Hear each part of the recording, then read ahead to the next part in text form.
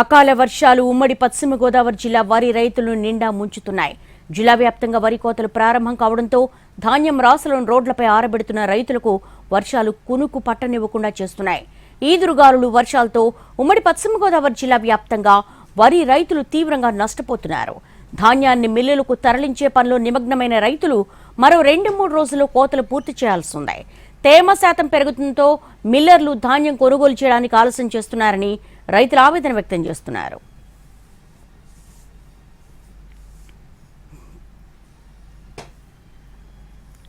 ఉమ్మడి పశ్చిమ గోదావరి జిల్లాలో తాజా పరిస్థితిపై మా రిపోర్టర్ మల్లికార్జున్ మరింత సమాచారాన్ని అందిస్తారు.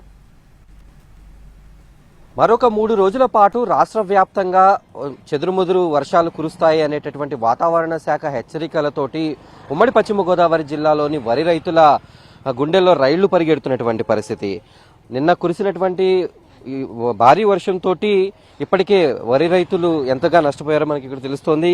6 కాలం కష్టపడి పండించినటువంటి పంట చేతికొచ్చే సమయానికి పూర్తిగా తడిచిపోయి ఇలాగా కనిపిస్తున్నటువంటి పరిస్థితి.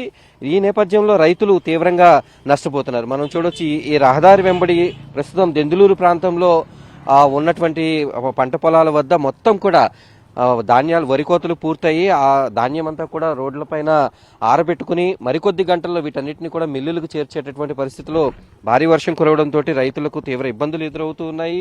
ధాన్యం తడిచిపోయినటువంటి పరిస్థితి. అన్న, వర్షంకి ఎంతవరకు కూడా పంట దెబ్బతింది? మొత్తం ఎన్ని బస్తాలు తడిచిపోయినట్టు? సుమారుగా ఎకరానికి వచ్చి 20 సార్లు దాకా నష్టపరిహారం వచ్చిందండి. కాకపోతే మాకు తేమ శాతం కొద్దిగా తగ్గించి చూసుకుని మెల్లల్లో దింపుకోవాల్సింది మేము అడుగుతున్నాం. ఎక్కడ ఆలస్యం అవుతుంది? ఇప్పటి వరకు కూడా అన్నీ ఎక్కడ చూసినా ధాన్యం రాశులే కనిపిస్తున్నాయి. వీటన్నింటినీ చేర్చడానికి ఏమైనా ఇబ్బందులు ఎదురవుతున్నాయా? మిల్లలు ఇబ్బందులు ఎదురవుతున్నాయి. ఎందుకంటే వర్షం వస్తే మెల్లర్లు దింపుకోరు, ఆరబెడతాకి ఇబ్బంది అయిపోతుంది. కూలోళ్ళు రారు. ఒకవేళ వచ్చినా కానీ కింద నేల ఆరందే మనం దింపుకోవడం ఆరబెట్టుకోవడానికి వీలు కాదు. కాకపోతే ఇబ్బంది పడుతున్నాం మరి ఈ వాతావరణం వల్ల.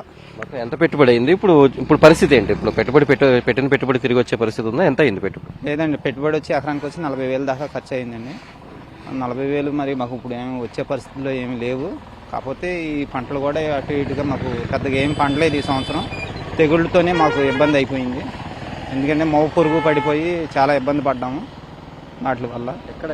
ఎంత శాతం తీసుకుంటున్నారు మిల్లర్లు? అంటే ఆరబెట్టిన తర్వాత ఎంత శాతం ఉండాలని చెప్తున్నారు? ఇప్పుడు పరిస్థితి ఏంటి? 15 పాయింట్ల నుంచి 16 పాయింట్ల దాకా ఉండొచ్చు అంటున్నారు. కానీ అంతకన్నా ఎక్కువ వస్తే కనుక కొంచెం మాకు కటింగ్ అవుతుంది.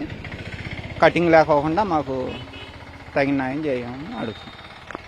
రైతులు చెప్తున్నటువంటి ఇబ్బందిని మనం చూడొచ్చు. అయితే తేమ శాతం 15-16% ఉంటే కొనుగోలు చేస్తామనేటటువంటి విషయాన్ని మిల్లర్లు స్పష్టం చేస్తున్నారు. కానీ ఈలోపు ఆ 15-16% తీసుకురావడానికి ఆరబెట్టిన ధాన్యం అంతా కూడా ఈ అకాల వర్షాలతోటి తడిచిపోతున్నటువంటి పరిస్థితి. వీళ్ళందరూ కూడా ఇబ్బందులు పడుతున్నటువంటి పరిస్థితి. ఎకరానికి 40,000 వరకు కూడా పెట్టుబడి అయింది.